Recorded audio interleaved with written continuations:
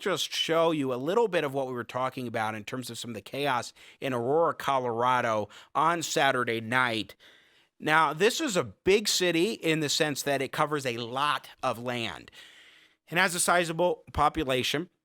And, there are more suburban parts of Aurora. There are more urban parts of Aurora. This is more urban. This is what we're seeing is from downtown Aurora near the Municipal Courthouse, which they absolutely went ahead and ransacked. Now, that actually, the image that we're seeing there, that's Elijah McClain.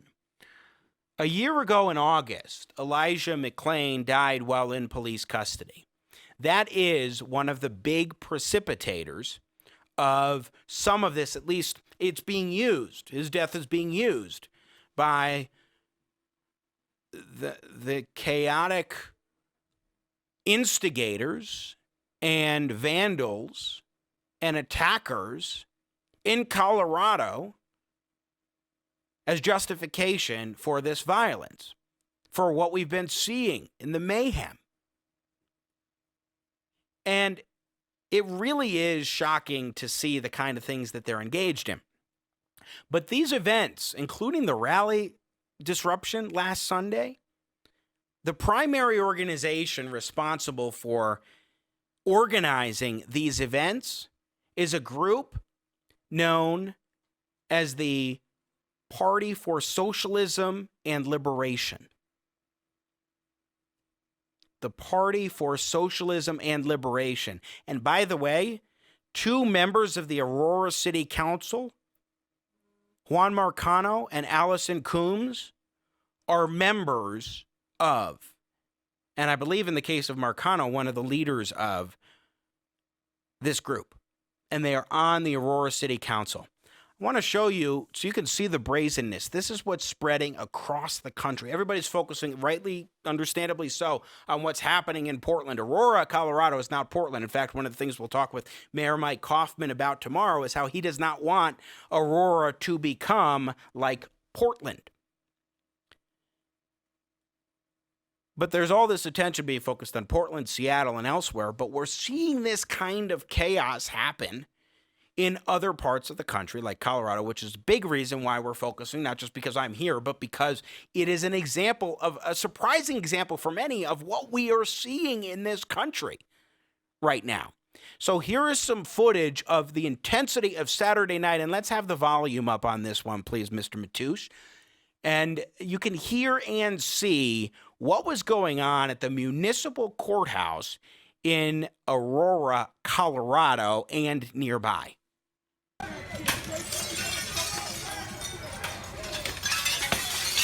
They are breaking glass, destroying windows. What they did was they pulled down plywood that was protecting the windows of the Municipal Courthouse in Aurora, Colorado.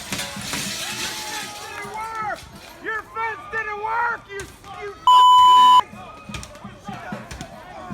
And in a moment, you're going to see some footage. And by the way, the police did nothing here. The police were staying back.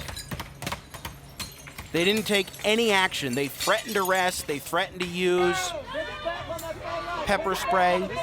They didn't.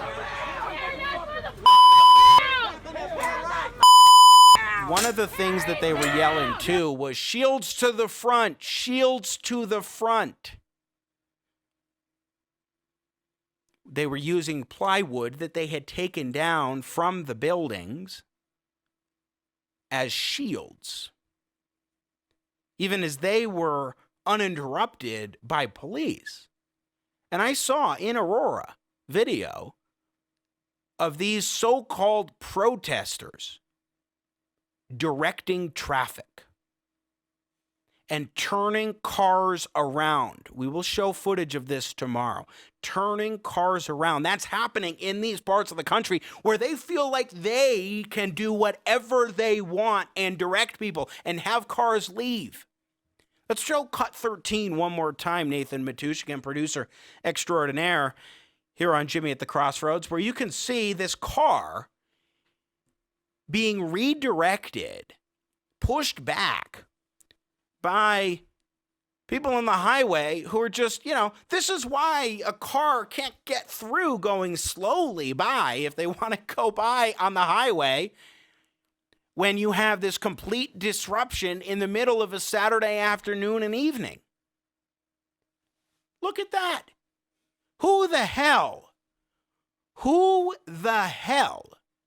do these people think they are across the country doing this? And the less the police act, like at the rally or like at the Denver rally we've talked about, or like what we saw in Aurora, Colorado on Saturday night with the chaos and the vandalism and the destruction, the less the police act to respond to those incidents, the more emboldened they feel and the more brazen they will get. We are seeing an overcorrection of police. They've gone too far in certain circumstances. We have seen that with our very eyes, sure. But at the same time, police need to do their jobs and not be held back by authorities, the brass, who are unwilling to let them do their jobs. You need to hold officers that stray to account. That needs to happen. In Aurora, Colorado, the police department has not done an adequate job of that. It's understandable then, on one level, that it's harder for some people to trust the police when other excesses have not been reined in. But at the same time, an overcorrection to the point of a hands-off attitude and letting them just do this unabated is horrendous. And that's what the brass is doing wrong, allowing people like last Sunday to be beaten, attacked, just as they were trying to play music and speak and gather together. This is an express violation of a lawsuit. I believe that a lawsuit has been filed or is being filed today in Colorado regarding this rally by rally organizers and participants against the city for a failure, the city of Denver, for a failure to protect a lawful assembly and to protect speech. Literally, this was preventing citizens from exercising their right to speak. And that is in violation of statute, state and city statute. And so that's why there's a lawsuit. And I think appropriately so. Randy Corcoran, who was on this show last week, I believe he's spearheading that lawsuit. And I think it's one that is absolutely essential and probably should be happening in a heck of a lot of places around the country where businesses have been destroyed, livelihoods ruined. Someone I know was just in Portland a couple weeks ago and actually, went downtown in Portland to take a look and go to some restaurant there during the day. And he noticed a restaurant there, an Asian restaurant, that had a note on either the door or the window saying, "Please don't break my heart." Because that's what we're seeing. One final thing that I want to make a point about today is that these people, these thugs that are destroying property and beating on people too, they don't care in particular about the idea of property rights. We were showing footage of Aurora, Colorado, and the brazenness and chaos and mayhem on Saturday. The footage we showed, we could put it up again, please, Nathan. The brazenness here was captured on camera by Sentinel reporter, it's a publication in Colorado, Sentinel reporter Quincy Snowden. And one of the things that he reported is that intermixed with shouts of Elijah McClain, which is their cover story for these riots, their supposed excuse for destroying property, they also said F property, F property, F property. Because they don't care about private property rights. The Party for Socialism and Liberation put on this chaos. They're responsible for this event on Saturday. And that group, being socialists, being Marxists, literally do not care about private property. They believe private property is a scourge that must be done away with. I was looking at their website last night. They truly believe this. The moment that American society begins to accept the idea that property is not important to protect is the moment we lose the essence of this country. It's not just about being able to do things. Your right to property is fundamental to being a human being. You earn something, it is yours. You work hard for something, it is yours. And you have a property in you as a person. Property rights are important because it means that you have control over yourself and your own life. It's not just the right to life, the right to property is fundamental. And these thugs do not give a damn about private property, about property of any kind, public property. We were seeing the destruction of the Aurora Municipal Court there. We've seen this all across the country. And people say, oh, well, property is less important than lives, and we need to be worried about lives being lost at the hands of police. You can walk and chew gum at the same time, people. There is absolutely nothing that says that you cannot be working hard to make changes that will help protect lives while also not destroying property. There are a lot of ways to be effective in getting your message across, short of destroying property. Destroying things that do not belong to you. I saw someone on Twitter in response to me tweeting about this F property incident. Someone on Twitter tweeted back and said, I wonder if maybe somebody would go in there, take all their cell phones, all their smartphones, and give them a thing of sticky notes with F property written right on top of it. They'd probably be pretty pissed off in that moment when their smartphones are taken away and they're told F property.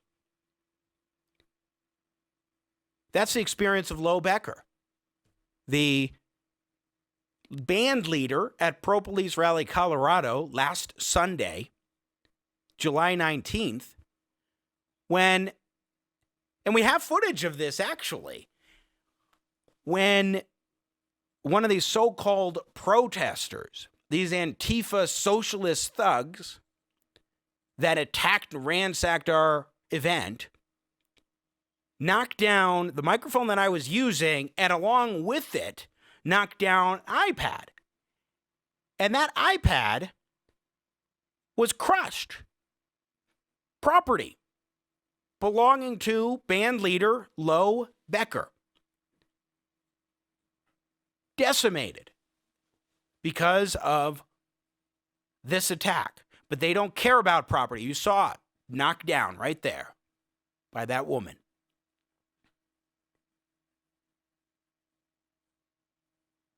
Drum set damaged. Guitar damaged.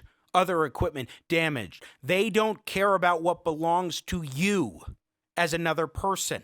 If it's in their way, they will destroy it. That's what we're up against. And it's because, more than anything, it's rooted in an ideology that doesn't believe private property should exist. And it's stunning, too, because A municipal court is also public property. It's not even private property. But their real goal is the eradication of private property and private property rights. And that is abundantly clear, more and more. And that's why we need this situation to get under control around the country. Because it is ingraining in people's minds a lesson that is fundamentally un-American and anti-American. We fought a Cold War against communist regimes and won it because we understood the value of human freedom, including when it comes to property rights and free markets. They don't. Or if they do, they don't care because they want to get rid of it. It is an agenda, folks, and it has nothing to do. None of this violence now that we're seeing, any of these violent incidents, they have nothing to do with George Floyd or Elijah McClain or anybody else who has died because of police officers. It is now simply about a radical agenda. I've seen some peaceful protest instances. Max McGuire was saying he didn't see any. I've seen some. But they are increasingly, it seems, few and far between, with the hostility building up, chaos, mayhem, and violence building up. And we all need to watch out for that and be ready to protect ourselves, because we can't rely upon others, even the police, to step in, particularly because of how politicized they have become. You just watched a clip from Jimmy at the Crossroads. Don't miss more engaging, intelligent talk. Subscribe to the Jimmy at the Crossroads YouTube channel today. You want to catch our live show. And I love your support. I got Jimmy at the Crossroads, making sense out of no sense.